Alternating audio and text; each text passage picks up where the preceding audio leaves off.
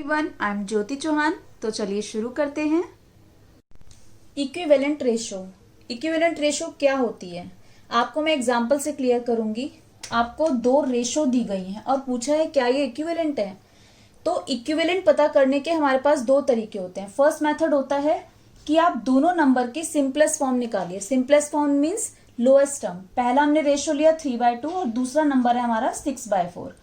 3/2 क्योंकि same table से divisible नहीं है तो ये ऑलरेडी आपकी सिंपलेस्ट फॉर्म में है, तो यही इसकी सिंपलेस्ट फॉर्म है। Second number because this is a even number तो हम इसको 2 से कट कर सकते हैं। 2 3 ज़ा 6, 2 2 ज़ा 4। अब आ गया आपका 3/2 क्योंकि ये सेम टेबल में नहीं आता तो अब इसकी सिंपलेस्ट फॉर्म यही है। अगर आप ध्यान से देखेंगे दोनों नंबर की सिंपलेस्ट फॉर्म सेम है।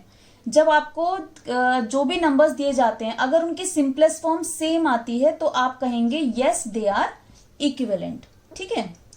एक और मेथड है, दूसरा मेथड है क्रॉस मल्टीप्लाई मेथड। आपको जो भी नंबर दिए गए हैं आपको क्रॉस मल्टीप्लाई करना है। मींस पहले नंबर के न्यूमरेटर को दूसरे नंबर के डिनोमिनेटर से मल्टीप्लाई करेंगे और दूसरे नंबर के न्यूमरेटर को पहले नंबर के डिनोमिनेटर से मल्टीप्लाई करेंगे। 3 4 ज़ा 12, 6 2 ज़ा 12। जो आपका मल्टीप्लाई करके आंसर आएगा अगर वो इक्वल आता है तो आप लिखेंगे यस दे आर इक्विवेलेंट। अब ये इक्विवेलेंट रेशो हुए क्यों, कैसे हुए? जैसे आपका इसी एग्जांपल को ले लेते हैं 3/2। 3/2 एंड 6/4 आर इक्विवेलेंट, है ना। तो ये कैसे हुए और मतलब आपको कैसे कैसे और आप कैसे निकाल सकते हो वो बताती हूं मैं आपको। ये जो यहाँ पर क्या होता है, जो भी आपको नंबर गिवन है उसको जब हम सेम नंबर से ऊपर नीचे मल्टीप्लाई करते हैं तो जो आंसर आता है वही हमारा इक्विवेलेंट रेशो होता है। ये 6/4 कैसे आया होगा, कौन से नंबर से मल्टीप्लाई किया होगा? तो 3 को किससे मल्टीप्लाई करते हैं? 6 आता है 2। 2 को किससे मल्टीप्लाई करते हैं? 4 आता है 2। 3 2 ज़ा 6, 2 2 ज़ा 4। तो 3/2 एंड 6/4 आर इक्विवेलेंट। अगर आपको बोलता है कि और निकालिए, 2-3 इक्विवेलेंट रेशो निकालिए, तो आप क्या करिए, सेम नंबर से मल्टीप्लाई करके और भी निकाल सकते हैं। जैसे 2 से तो हो गया, अब आप 3 से मल्टीप्लाई करके निकाल दीजिए। 3 3 ज़ा 9, 3 2 ज़ा 6, 9/6। और आपको बोलता है और निकालिए तो आप 2 और 3 से मल्टीप्लाई कर चुके हो, 4 से मल्टीप्लाई करके निकाल लो। 3 4 ज़ा 12, 2 4 ज़ा 8। तो इस तरह से आप आसानी से आपको जितने भी इक्विवेलेंट रेशो निकालने के लिए बोलेगा वो आप निकाल सकते हैं। ओके। एक और एग्जांपल से क्लियर करती हूँ इक्विवेलेंट रेशो। इसको मैं आपको डायग्राम से क्लियर करूंगी।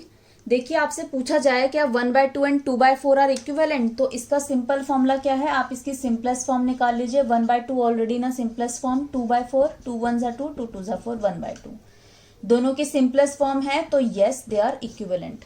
अब ये इक्विवेलेंट क्यों है, अगर मैं इसको फिगर से समझाती हूँ। 1/2 की अगर फिगर बनाई जाए तो मीन्स कोई आपका दिस इज अ होल, इसमें जो नीचे है टोटल आपको कितने पार्ट्स करने हैं? 2। तो मैंने इसके 2 पार्ट्स कर दिए। तो ये 1 एंड 2 ये टोटल 2 पार्ट्स हैं। 2 पार्ट्स में आपका 1 पार्ट जो है 1/2 आपका कौन सा शो करेगा? This part. 1 मतलब जो फील्ड है वो आपका 1 और अपॉन टोटल कितना 2, तो ये 1/2 शो कर रहा है। अगर मैं इसी फिगर को 2/4 में शो करूं तो कैसे करूंगी? नीचे डिनोमिनेटर में जो भी नंबर दिया जाता है उतने टोटल पार्ट्स होते हैं, तो टोटल पार्ट्स हैं 4। तो मैंने टोटल पार्ट्स 1 2 3 4 कर लिए। अब उसमें कितने पार्ट्स को शेडिड करना है? 2। तो 2 पार्ट्स को 1 एंड 2।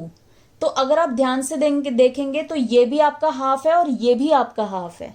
ठीक है, इसीलिए आपके ये दोनों आपकी जो रेशो है these are equivalent ratio. I hope आप लोगों को इक्विवेलेंट रेशो बहुत अच्छे से क्लियर हो गया होगा। Thank you, bye bye.